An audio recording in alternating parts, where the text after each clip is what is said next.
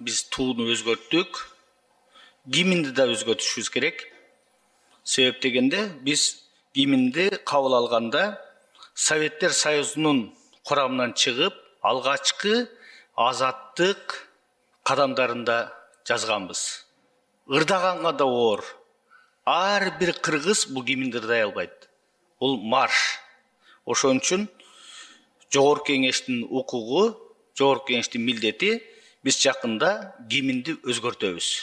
Гимн ар бир кыргыз биринчи класстан баштап 85-90го чыккан биздин аксакалдарыбыз, апаларыбыз да ырдай турган жөнөкөй марш эмес, жакшы бутуна турган кыргыз эли, кыргыз мамлекетинин гимни болуш керек. Ушул боюнча биз иш алып барабыз, биз гимнди өзгөртөбүз. Себеп дегенде биз гимнди кабыл алганда Советтер Союзунун убагынан чыккан мал болгон.